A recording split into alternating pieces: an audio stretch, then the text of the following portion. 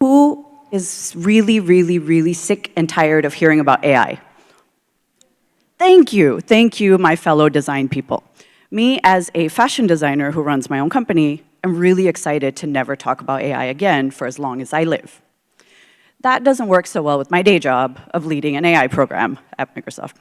So what do I actually do for a living is I help customers all over the world figure out how to use AI on their own data, right? So the data they have collected over the years, how do you do AI to solve your own business problems? That's my day job. And I've learned something really important over the last, say, year and a half, that Gen AI has kind of infiltrated our lives and made it this thing that we apparently can't live without. ChatGPT debuted November 2022. And at the time, I was actually spending a month in Thailand working on some other project. And I said, this is easily the stupidest thing I've ever seen in my life. And I cannot believe people are buying into this hype cycle.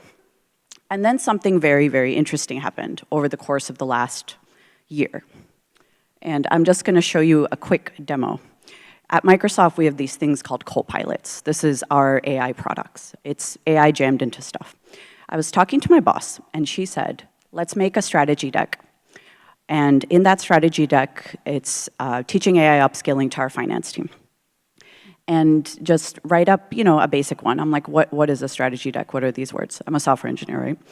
And she said, oh, it's like the business justification, a roadmap, some metrics. And I'm like, oh, okay. So I dictate actually what she said. She dictates into my microphone because we're on a Teams call. And I generate this thing in PowerPoint Copilot. And the reason I'm telling you this is because this hand doesn't work anymore. My dominant hand, I was just talking to Shindy, she's like, okay, do these exercises, use this thing, because it just doesn't work. So you'll see me holding the clicker like this. I'm also dyslexic. So having AI do my work for me is kind of good, right? This isn't the worst. I can mess with this now. This is much, much better than me having to make a slide deck from scratch. So I am so tired of this media thing of like, AI is going to take all your jobs. Or worse, a person with AI is going to take your job. That one's even worse, right?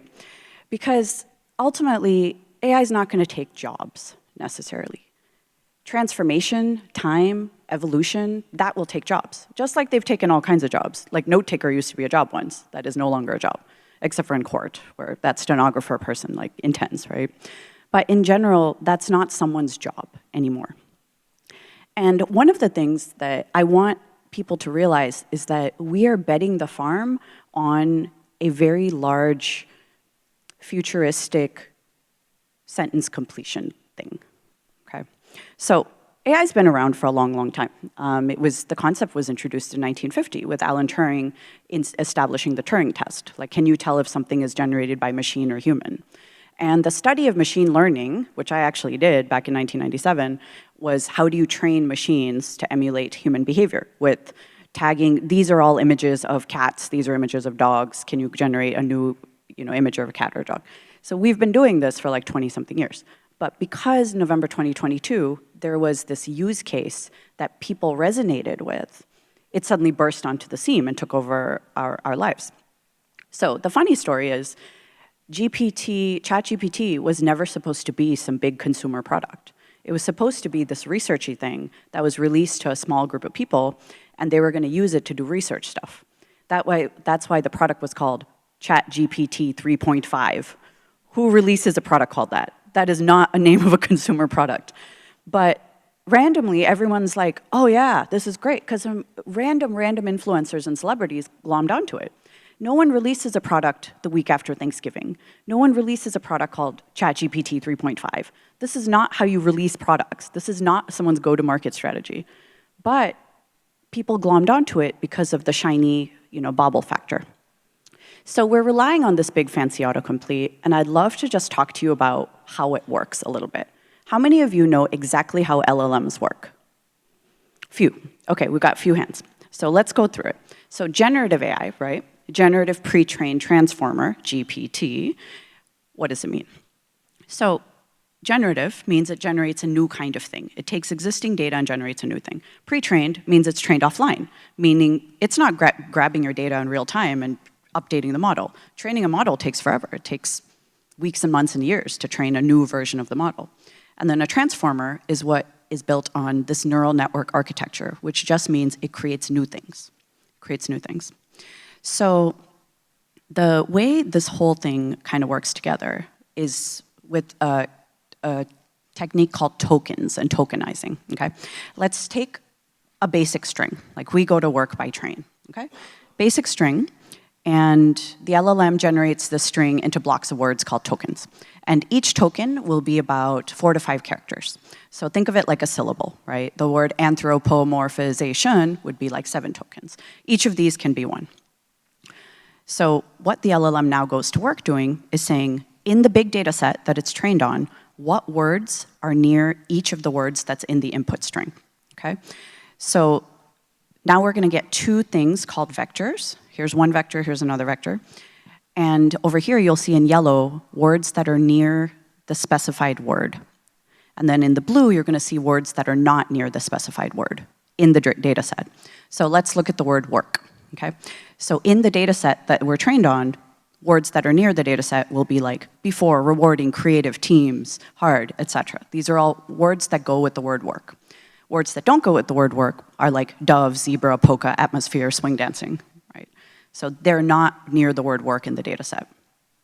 Once we do that, then we're able to say, okay, let's establish temperatures, meaning how close are you to that word in the data set. And once you have the temperatures, you're able to make these things called embeddings. And embeddings are 2 words that have similar meanings will have a similar embedding. So now, this concept is called semantic. We've heard of keyword search, lexicon search, which is like a control F, find exact word. This is called semantic. It's contextual. It's more about the meaning of the word and words that are near it in the data set. And that's it. So when you put in one set of words, like we go to work by train, we go to work by, it'll fill in with train, bus, car, etc. because the word transportation, whichever transportation mode, is near that word work in the data set. Does that make sense? Okay. So all LLMs do is choose what is nearest to your words in the training data. Now an LVM, a large vision model, works differently, where it'll take an image, flatten it out, using computer vision, detect what's in the image, and then generate new things like it from the training data set. Now, what does this mean for work? Like truly, what does it mean for work? Everyone is saying like, oh, AI is gonna take all our jobs, none of us are gonna have jobs. This is factually not true, even a little bit, okay? So there's a whole study on what people want AI to do and what AI can do. And this is a good example, and this is a tiny little eye chart, and I'm going to read you some of the things that AI actually can do that people also want. One is producing high quality work in half the time. I question the high quality part, but it produces work in half the time. That PowerPoint thing was an example where it'll create a PowerPoint for me that I can now mess with. The other one is being able to learn a new skill. It's like, yeah, sure. It teaches me to learn something in half the time. And that is actually true, because I had to learn a lot about wine to open a wine bar, and I used AI to do it, pretty much the entire thing. I learned a sommelier training via AI. I built my own AI bot. I have a funny story for you after that. And it actually helps you get a lot of information about things that you may just not have time to do research for. And then my favorite one, though, is cutting meetings in half. I now have AI do transcriptions of my meetings that I couldn't go to, yay. And now I don't need to go to all the meetings, nor do I have to listen to the recording. So there are some things that people want the AI can do. It's not all the things. Now, the way AI is helpful is it doesn't replace us, it does help us augment our work. So before, over on the left, is where we would start without AI, right? We would start with a draft quality. Say I was creating that PowerPoint, I'd start with probably no draft, and I'd create something that was kind of average, then I'd make it good, then I'd make it very good. With AI, I don't have to start with an average draft quality. It's like average to good. It's good enough. And then I'm able to spend most of my time going from okay to good and from good to great. So it gets rid of that 0 to okay part, which I kind of like, because I don't really want to create the shitty first draft. I want AI to do it for me. So this is where I found it to be the most useful. I don't find it useful for, really refine this thing to make it exceptional, rewrite in the voice of, like, I don't do these things. I find it very good to do the 0 to 1. Now, the way AI is changing the workplace and why everyone is freaking out about it is because it's changing our work environment. So let's talk about environment and all the changes we've seen over the past X many years, okay? So 1990, some of you were alive. Half the room was not. I'm just pointing that out. I'm looking around the room, reading the room. So back in the day, we used to go to work in an office, and we all went 8 to 5, all of us, every day. Okay, that was a real thing. We used to all drive there. There was no Teams, no Zoom, nothing. We were dialing into anything. We'd all drive. We all agreed to show up 8 to 5 in an office. I do not know why we agreed to this. Do not ask me. That was decided before my time. So time and space were kind of set, okay, in the office. So then, with the advent of the internet, and some of you were still not born in 2000, that is okay, we were able to move to asynchronous work. So now we're doing work at home randomly. Now we're doing email at home for some reason. I do not know why we continued to work 9 to 5 and then also kept working at night. Do not ask me. I did not make these choices. So a big change happened 20 years later, right? We're seeing these big shifts every 20 years. Now, the pandemic messed up everything because now we can work from anywhere at any time. We're not just working 9 to 5. We're not just working in the office. We're working all the time. And it's almost expected. And I don't know why we're making our lives so much suckier by adding more work. Now there's 4 squares we were working. We used to work 1 square, right? And then we're like, okay, hybrid work, AKA more work. That's all hybrid work means.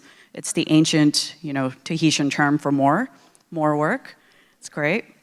And now we're gonna have a big shift in how we work rather than just working more, okay? So here is my theory. With AI, we're going to work less, but we're gonna lie about it, okay? So this is key. This is key. I'm grateful none of you, if any of you are managers, cover your ears. This is why I'm happy my manager's not here. Okay, we're all gonna do less work, but we're gonna lie. Because I'm tired of those squares. We don't need 4 more squares. Can we agree on that? We need to work less. No. So here's what we're gonna do, okay? Now, we're all gonna start lying, like lie through our teeth. We're gonna add this new dimension to work, okay? Where it's not just, yeah, with AI, we're gonna get so much more work done, it makes you productive. I don't care about productive, I wanna do less work, I wanna be more creative.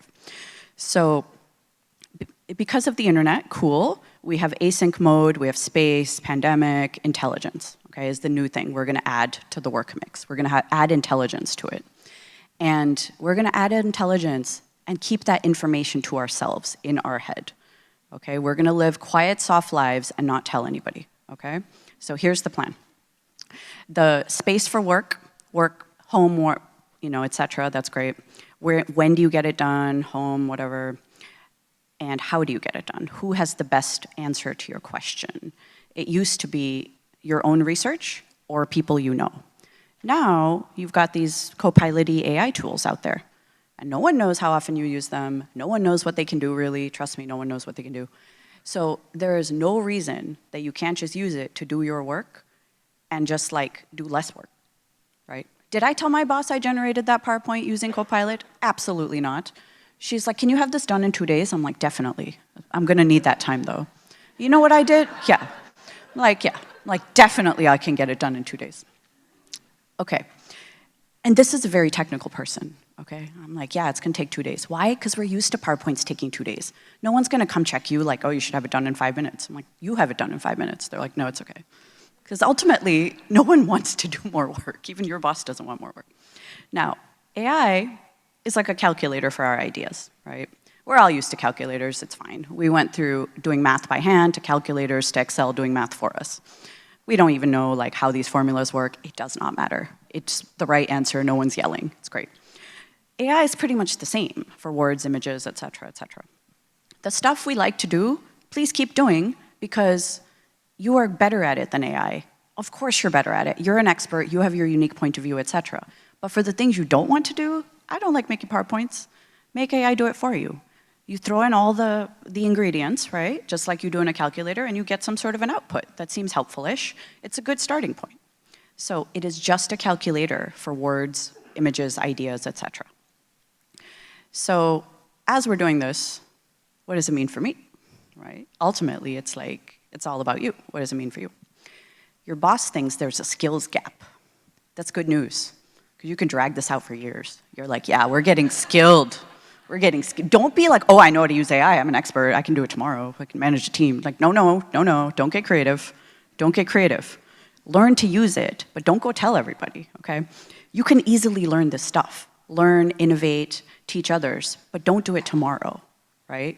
Really become an expert first. Become an expert. Be the foremost expert on the planet in your space in AI, and then go teach others. But do not go be like, yeah, you know, I am learning about it, blah, blah, blah. No, no, no. Foremost expert in the world. And I'm going to show you how to do that. So I do believe everyone has a role to play in the AI-verse. This is my beautiful accessibility team, by the way. They are fabulous. I made them all do this exercise. They were like, Donna, please do not tell everyone. I'm like, I'm telling everyone. So I'm going to just walk you through some jobs. And some of these jobs are interesting for you, and some are going to be boring, okay? Machine learning AI experts. This is a category of people. If you want to be in this category, this is a great set of jobs. You're going to be employed forever. I find this category kind of boring because I have done this work. There's a lot of looking at numerical analysis of this and that, the next thing. It's fine. I can do it. I'm a dev. So for me, it's like, yeah, I can do this. I don't like vague answers. There's a lot of vague answers in this category. If you are doing this kind of machine learning AI work, please document what your model is good at and not good at. I'm looking at Gemini, right? Like, just write down what you should use the model for, what you should not use the model for. Because no one documents this, everyone goes on these wild test cases and finds like, oh, this model sucks at these things. Like, if you just said this model's not good for this, you got a big caveat. Okay. Next is this, my friend Patricio. He like put me on notice about AI, okay? So he's a paraplegic, mountain biking accident, paralyzed from the neck down. And he said, Donna, your co-piloty thing, no trabaja en español. And I'm like, oh shit, that's a big chunk of the world, right? Turns out dictation in Spanish did not work in our co-pilot. Why? Because we didn't test it. Why? Because we didn't design it. Why? Because inclusive design, fail, right? Guess what we had to do? That part. So all of you are experts in a problem space. You've been an expert in this problem space for a long time. This is a very good time to say, what is an existing problem? What is a good solution? What is a great solution? And can AI help you with the solution? The question is, can AI help you with the solution? Not it will help you with the solution. It's to figure out, can it? And if it can, how? Okay? So think deeply about the problems you know. Jeff and I actually were talking about how Blink does this. They go back to the business problem. They're not like, hey, AI is going to solve your problems until they know what the problems are, right? 99 problems, and AI is all of them. So just pointing out, right? That's what businesses are saying right now. They're like, our problems are all solved by AI. I'm like, absolutely they are not. Most problems are human problems. We caused them with that 40-hour work week, now 80-hour work week.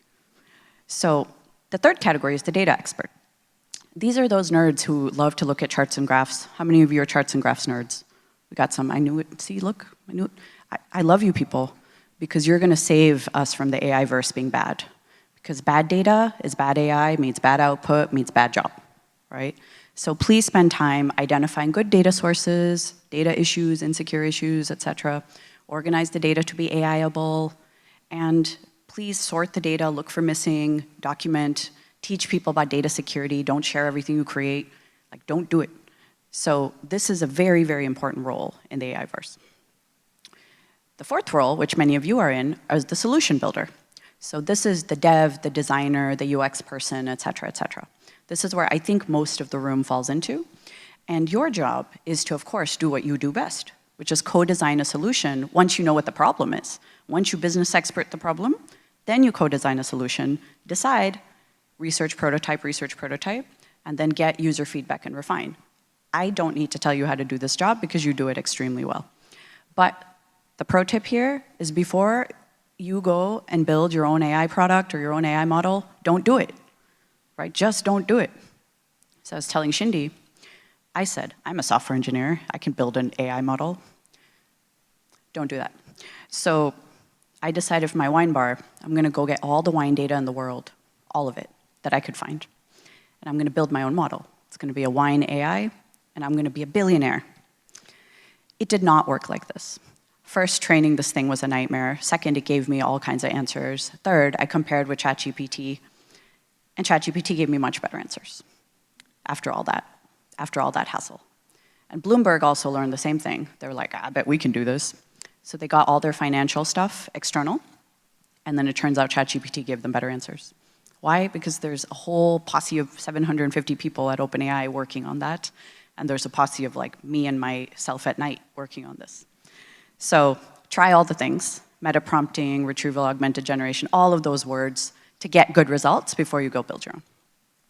Okay, then the validator role. So this is probably going to be the most important role, which is AI doing what it's supposed to be doing?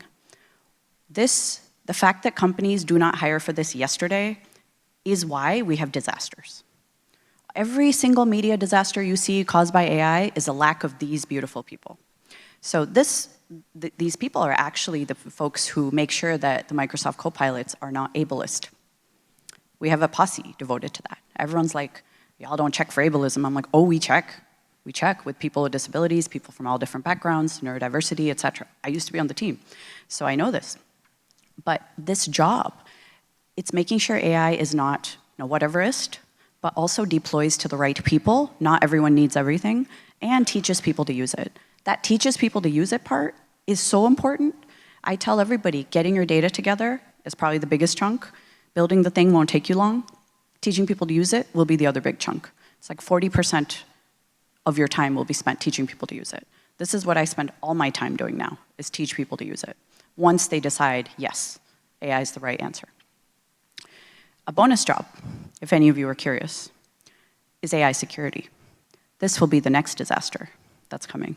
This will be the disaster of 2024. So I am getting deeply skilled up in this from my friend Rod, who specializes in AI security, because I believe this is a skill everyone needs to learn. And I think every single person in this room should take like a basic security course, just because it will help you in your own business and when you're coaching and helping others. So after all that, are there people who are slowly switching their careers into the AI niche? And they are. And they kept it on the DL, okay?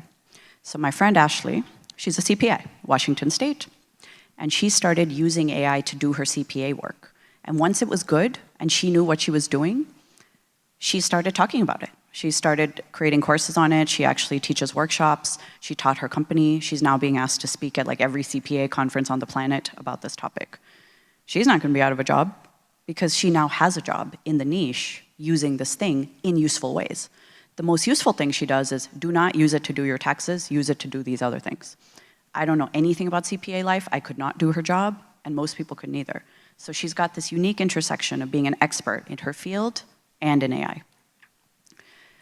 My friend Jethro, educator, and he now is an educator who AIs and teaches teachers and educators all over the world how to use it in their classroom. He gave me a big schooling on people don't make their own lesson plans. You're so like unaware of how education works. I said, I don't know about education, but he knows. But it comes from being a business expert, right? My friend Anna, HR expert. So she built a copilot for HR to help HR do recruiting. Because you know what's not fun? Sifting over resumes. You know what AI can do easily? Sift over resumes. You still need to be you to find the best candidate. But sifting over resumes portion of the program, you don't need to spend 3 weeks doing that. This is the lying to your boss portion of the program, right? You're like, yeah, definitely, it'll take me 3 weeks to sift through these resumes. I got you. But I'll give you 5 great candidates. So we talked about Rod and his AI security. And then Ioana, she's probably one of the best examples because she worked in recruiting. Then she started doing business program management for me and my AI program. And now she's become a responsible AI expert leading our anti-ableism work for Microsoft because she's noticing that all of the AI products are pretty ableist. If you ask them, how does a blind person cook an egg? It'll say something ridiculous like, boil oil, put your hand in it, see if it's hot. It's going to say things like that. It's really, really bad. Mistral just did this morning, so I checked. So one of the things is that you're wondering, like, okay, do I actually have to create this new career niche? And the answer is no. You absolutely do not have to create a new career niche. But I recommend you understand what AI is going to do to your industry and don't have anyone else explain it to you. It's much better that you discover for yourself because you have earned the right to be in this industry. You have a right to decide if AI is going to disrupt your industry or not, right? You don't want to let things happen to you. You want to happen to things. So having this niche actually does set you up for success, right? It's going to help you be unique. You're going to be at the intersection of the and. You're going to build the credibility in the space because everyone's going to be looking for people with credibility, people who actually know the space. You get to go deeper and actually see what these tools can do for you versus, being this hype nonsense in the news. And then it will, of course, help you with your brand. You'll attract like-minded people who you can learn from. And you may actually be able to create a whole new job category that none of us knew about. So your niche is going to make you you, and there's 3 ways that I've found to be able to do it. Okay? 1, infuse it into your current job. Figure out, which parts of my job can I actually do AI stuff with. Second part is do it as a side hustle within your current job. Take on a side project. The third one is just do it as a side hustle. I've done all 3 of these for my job, which is why I ended up owning a wine bar, right? So proceed at your own risk. But if you want to, I do not know why I have a cat on my head. How do you find it? I'll have a thing for you at the end. I was going to go into an infamous tirade, but I didn't want to put everyone to sleep at 8 o'clock in the morning.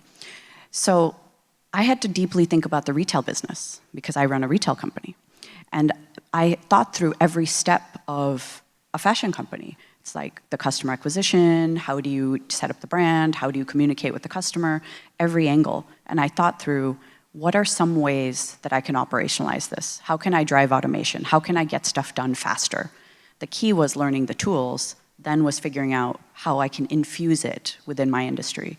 And I actually recommend you do this activity for all the phases of your work and figure out where you can use AI, okay?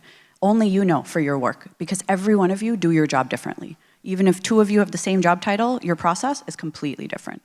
So figure out how it works for every step of your product or of your job cycle, not just the beginning or the end. So you should all go to read this case study on a site called Bloomberry.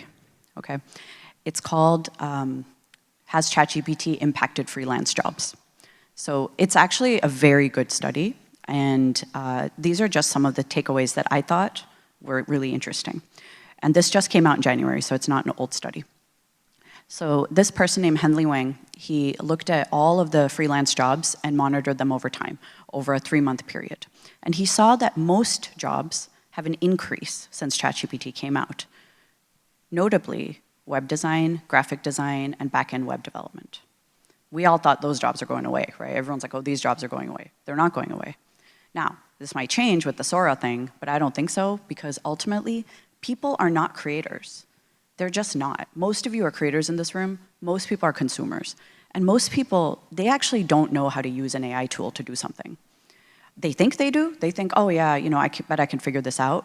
And after 2 turns, they give up and go hire somebody who actually knows how to do it. So the 3 categories of jobs that did go down, though, are ghostwriting, translation, and customer service. So those 3 did go down. And we're going to see those continue to go down because those are things that people can kind of figure out how to do. But anything visual, it's hard. Like I don't even bother with AI for any images or videos because it's very hard, it's challenging. I don't actually see the purpose of the exercise. I'd rather continue to hire someone, and that is the sentiment from most people. So one of the things that has been interesting is seeing job postings where people are saying, use AI to do this. So this company over here is hiring a Mid-Journey image generator. They're like, come and generate images using Mid-Journey because they say it's going to take shorter, but you can see that the contracts are long. It's not like do this for a week. It's do it for 3 months, 6 months, 8 months, 9 months. So they're wanting someone for this year, this entire year. What is it going to look like in 1 year? I do not know. But I know for this year, companies are not thinking, oh yeah, we're going to replace X job with this thing. And then you're seeing that the chatbot creators, that's on the rise. So if you're in the business of conversational experiences, you got jobs, you got business for a year. Because right now, everyone's building chatbots because ChatGPT's there. Because most people are not creative, right? They're seeing what's out there and they're like, I want one of those jammed onto my website. It's gonna lead to disaster, but this is where you can help them with the red teaming activity, okay? So you're about to see a rise in the chief AI officer. The Justice Department, of all the people, hired this Princeton lawyer guy. Okay, I'm like, that's who you hired as your chief AI officer? That's random. Shouldn't you choose like a technical person? But what do I know? That's fine. But I looked, and there's 100 of them. 100 chief AI officers in the world, just right now. Microsoft has one. All of these companies have one. And I looked at the jobs they used to have, and a few of them were data science, a few of them were software engineering, some of them are random, like really, really random.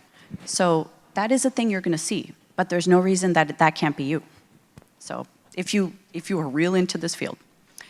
So I wanna talk to you about 5 trends you're gonna see for this year. All right, first, you're gonna see a lot more targeted toward industry, a thing called a small language model.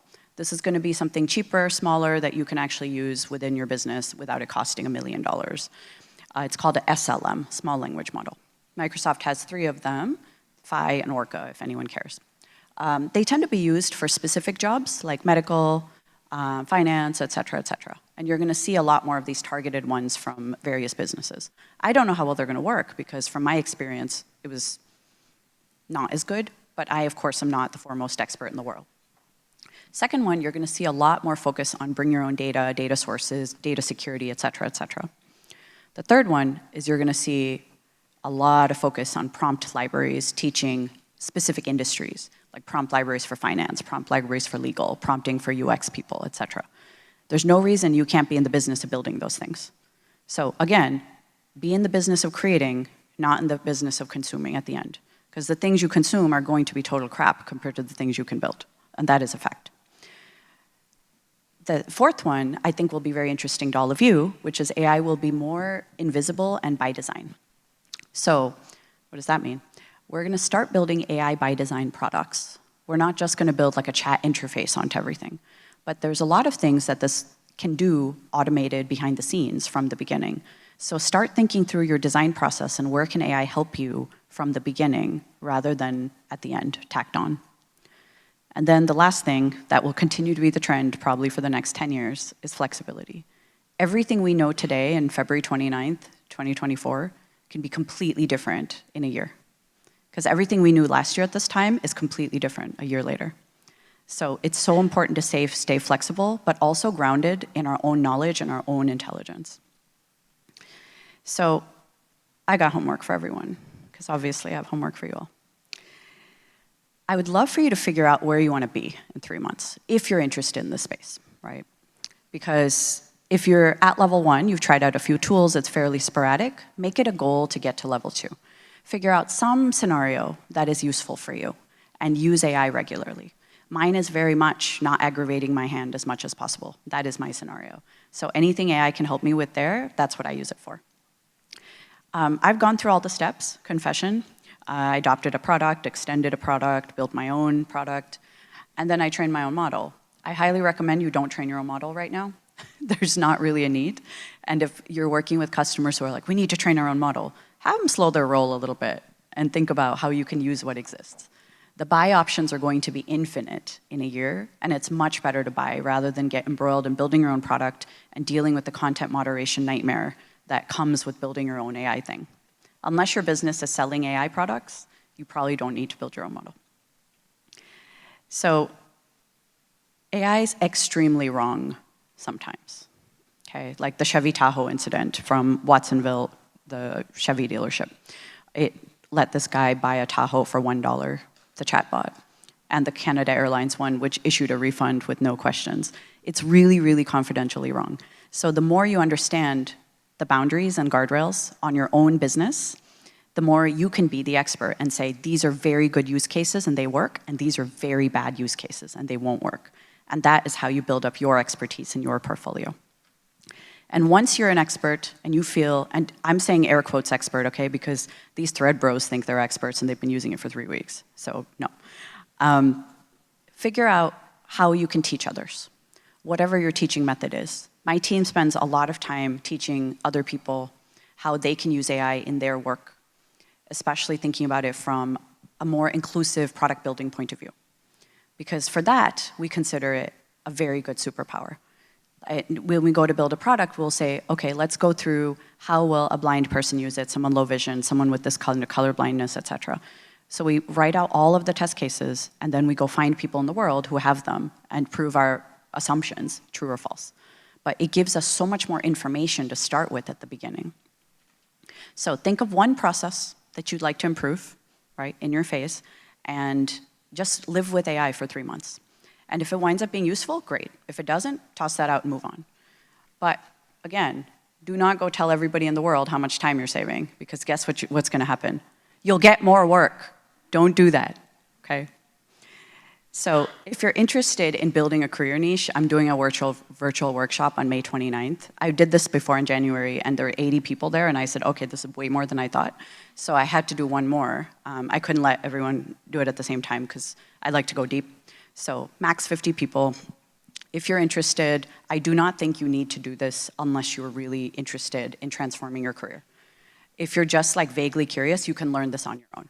But if you are like determined to transform your career this year, this is a good activity for you. But I want to give a huge, huge, huge thank you to Joe, to Jeff, and to all of you here at ConveyUX, because you are designing the future that we're going to live in. Okay, the future is not coming for you. The future is not going to randomly show up tomorrow morning. Every single one of you has a huge role in the future we're going to create and the future we're all going to live in. And please, I implore you, do not make a 160-hour work week. Thank you so much.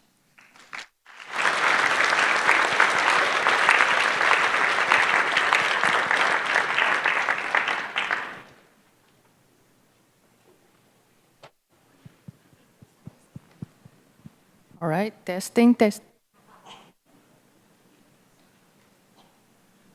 Oh. We have a question from the chat room from Elisa. Yes. So the question is, are there methods and techniques to refine the voice tone of the AI output if there are branding standards that may differ from tone in the training data? Yes, absolutely. Pretty much anything in any training data can be overruled by your own data. So the key to doing that as a test is you can, if you just go to ChatGPT or Microsoft Copilot or Gemini or whatever it is, there's a thing that says you can upload something. So just put a document with the tone that you want, and it can be in the tone of anything. So when you ask the question, you can say, regenerate the answer in the tone of the document. And once you are able to figure out what tone you like, and if you like this, then this is something you can put into the actual API, into the API call to the thing if you're building a product.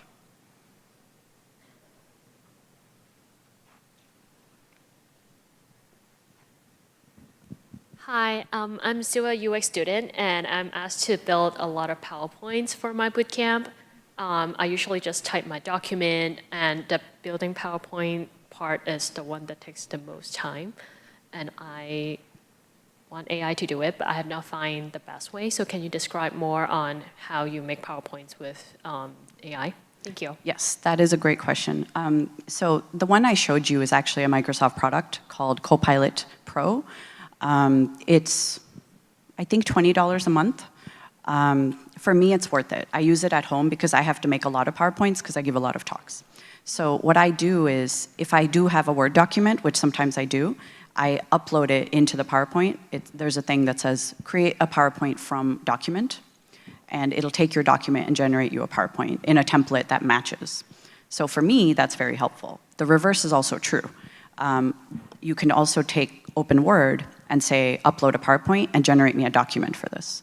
So what I would do is take this talk and make, say I was making a transcript, right? So I would just upload the PowerPoint and generate a Word doc that would be notes or a transcript or a blog post or anything like that.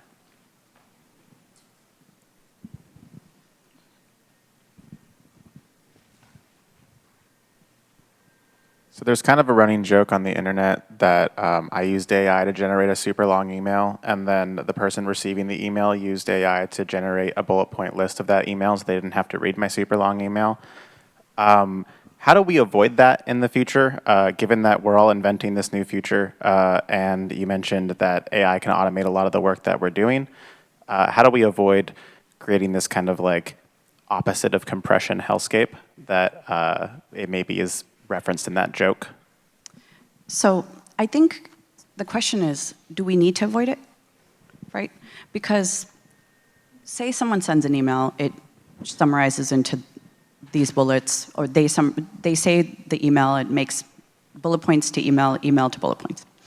If they can get it across the bullet points and we receive it in bullet points, it's pretty good, right? Did you get the point across?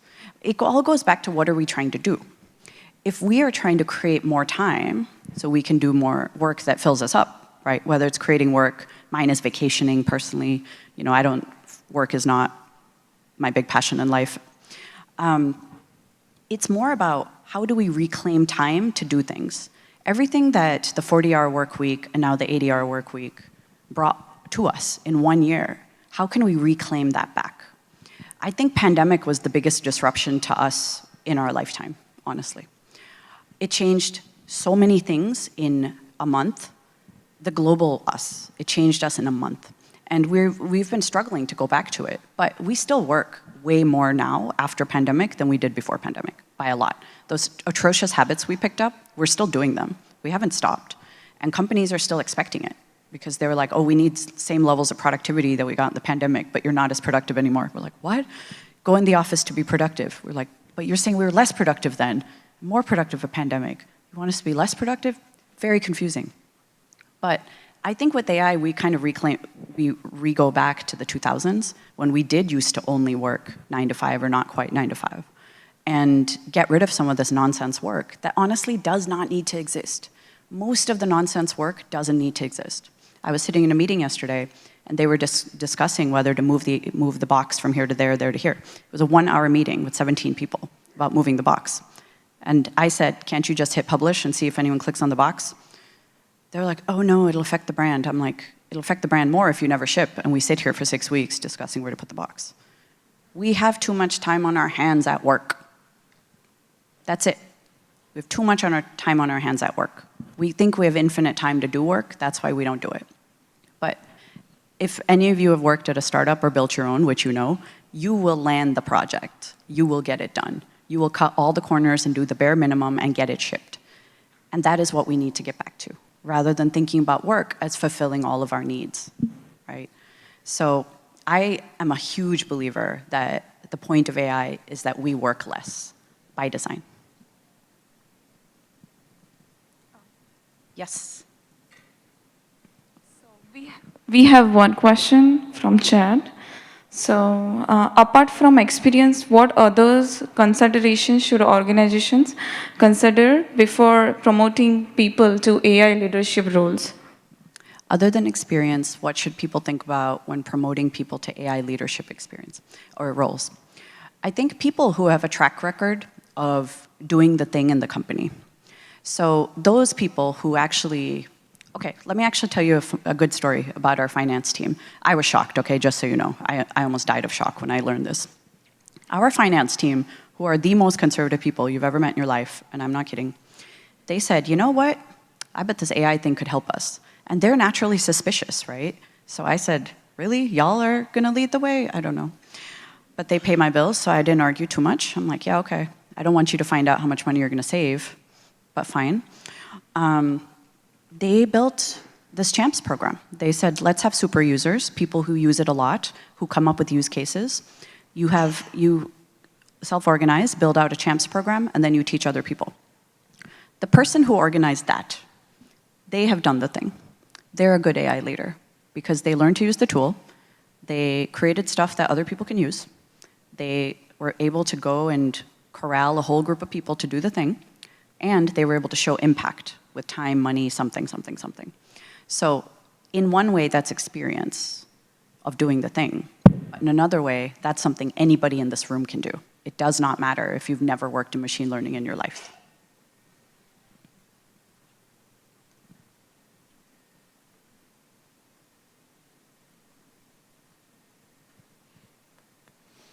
Hi there.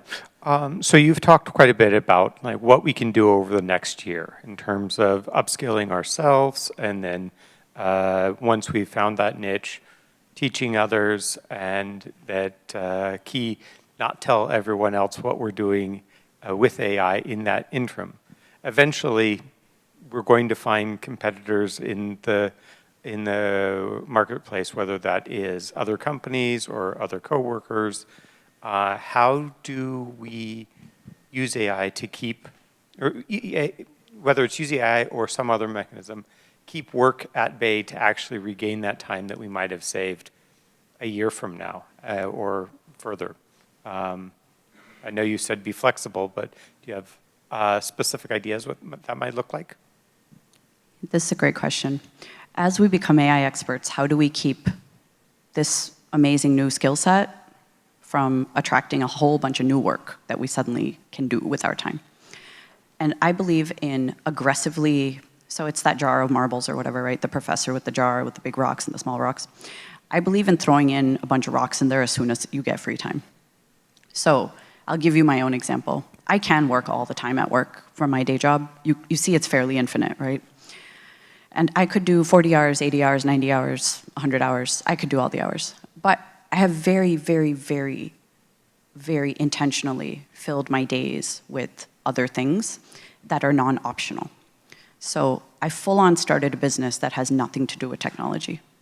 Why? Because I want it to be my second act. I was telling Shindy that 10 years, I am living in southern Italy at a winery I've bought. And I will not darken the doors of a tech conference ever again for as long as I live. Believe you me, you will never see me again. You'd be like, where'd that one go? Disappeared off the surface of the earth, never to be heard from again. That is my end game, right? So I think it's important for people to realize, like, if you have a second act in mind, or if you don't, start working towards that and filling your days up with things that will lead to it. Because ultimately, our goal is to live fruitful, joyful lives. Work is a thing that enables it to happen with money, social connections, meaning, et cetera, et cetera. But it's not the only thing. Though I will have to tell you, now it's a whole different infamous tirade, but work actually brings us like 4 different things. One is money that we always think of. The second one is social connections like this, which is beautiful and I love this. Third one is progression. You're seeing growth in some way or the other. Like I landed this deal, I learned this new thing. And humans we need consistency, but we also need growth at the same time because we're emotional, irrational animals, which is fair. And then the fourth thing is we need to feel a sense of contribution. Like I am seen for the effort I am putting in, right? So when people quit work, all those go away in a day. And then people get depressed. And they're not depressed about the money part. They're depressed about those other 3 things that they didn't realize that they were getting as a side benefit. So I think it's really important that when we create all this new space, spend time building up those other 3 things. Because that way when you tap out of work, you've already got those other 3 things. And probably you don't need all that extra money to be living your second act. So that is what I recommend you spend your time doing. And that's what I spend all my time doing. We have another question from the chat. What was the most surprising thing about AI impacting your work and potentially personal life? That's such an interesting question. Okay, so surprising thing about AI impacting my work. I think that it really did not transform my work as much as everyone says it would. Everyone's like, oh, it's going to change how you do everything. And in fact, that is just wrong. It's changed 10%. And I work in the space. I live in it all day, every day. Anyone who says AI has completely changed my job, I don't even do my job the same, I'm like, what job is that? Please come talk to me. Because for most of us, that's just not true. Sure, I make my PowerPoints faster, but I still have to make the PowerPoint. Sure, I don't go to half the meetings, but I still have meetings. I still have to review what happened at this meeting, do I care? Every job function I had before, I still have to do. The how has changed, but the actual function is still there. So every single thing I had to do during the pandemic, I still have to do now. So that was probably very surprising to me about work, how I still have to do the same job. Why, right? Where's the great digital transformation we were promised? No. In my personal life, it's actually shockingly helpful for things I didn't expect. Like, find me the best wineries in this region that serve these kinds of grape varietals in Italy. I'm like, huh, this is nice. I don't need to look at like 16,000 travel sites that are also wrong. So I'm like, hey, if AI is going to be wrong, at least it's wrong in one place versus like 16 blogs that are also wrong, right? So just learning to use it for my personal life, it was shockingly useful. I actually find it more useful in my personal life than I do at my work life. Are we out of time? Can I? So I have a question. So I work in an insurance company. Oh, you're here. Okay. Okay. I work in an insurance company, and right now the company has concerns about adoption. I wanted to know, could you discuss the best practices for handling sensitive information with insurance company during the adoption of AI technologies and, ensuring compliance with regulations? That is an extremely important question, and I'm grateful companies are asking. First, you have to choose an enterprise guardrail AI product, and they have to say so, right? So ChatGPT has an enterprise version, Gemini has one, the open source ones do not have one. You have to build that yourself. Microsoft, of course, all of them are because we're an enterprise company. So the companies that do enterprise work are probably the ones to go with. Salesforce, they're also called Copilot. Salesforce also has one. So it's very important to go with a company that does enterprise work because you don't want to be setting up guardrails by yourself. That's not a fun project. Trust me, you don't want it. And then once you do it, then what you want to do is train your people, right? And say, in this chat thing or whatever it is, we can put our company data, that's all fine. But the usual rules still apply, which is if you are, say, creating a document with a bunch of insurance stuff, don't be sharing that with everybody at the company, for example. So the rules from last year still apply. AI is just a tool where it makes it easier to share, easier to create, easier to get into problems. But the exact same data security guardrails as before, they apply. So I'll tell you the biggest issue that companies are seeing, which is we all had insecure file shares everywhere, right? We all have access to things we didn't even know we had access to. Like, I didn't know I had all of HR's data is open because nobody in HR bothered to check data security. Fun surprise. Okay. With the chatbot I built for them, I'm like, hey, just so you know, I have access to your chatbot. Maybe I shouldn't. They're like, oh, why? I said, I don't know. And they said, did you do some IT thing? I'm like, does it look like I'm that smart? I would have done this years ago. They're like, oh, okay. Oh, it looks like a data security issue, and AI is just finding it, right? So AI is not causing your data security issues. It's finding them. It's like the mothballs are under your bed just because you're shining a flashlight on them. They didn't just appear. They've always been there. And that is the example I give people. People are like, AI is causing me issues. I'm like, you are the problem, right? You're the problem. It's you. So I had a whole T-Swift gif around this. Most people did not understand what I was talking about. They're in finance. So sorry, finance people. I'm sorry. I keep making fun of you. But that's something I would say. Choose an enterprise AI product. Do not build your own. Oh, my God. Teach people to use it. And third, think about data security. All right. The last question from the chat. As a UX strategist, without coding experience, do you envision pathways into specialized AI careers like AI experience strategist or AI UX strategist? If so, do you anticipate certain industries such as healthcare or e-commerce adopting these roles more rapidly than others? That is a very good question. In fact, most of these jobs, you do not need to be a software engineer. Being a software engineer helps because of the thought process and the mindset, but you do not need to be one. Healthcare is going to adopt it. Their big issue is there's a lot of paper processes here. So they had, up until recently, I was filling out forms on a sheet of paper when I went to see my dentist. So unsure what the plan is there, unless they're going to OCR all these, I don't know. But until people they have to go from paper to digital to AI. There's no skipping that step. Now, industries that are transforming first is actually the financial services industry because all their work is digital. It has been for 20-something years. Pretty much the world's data lives in Excel, which is shocking, but it's also true. So because it's in Excel, it's easy to AI this thing. Industries that have a lot of paper processes, like retail or a hospital, is going to take longer, though they have the bigger problems. The people who deeply understand the space will be the ones who transform. It's not going to be some random person from outside. It's going to be people from within. So if people are in those sectors, it's a very, very good time to start thinking about the existing AI tools and how you can transform certain things within those industries. It's good for some things, not all things.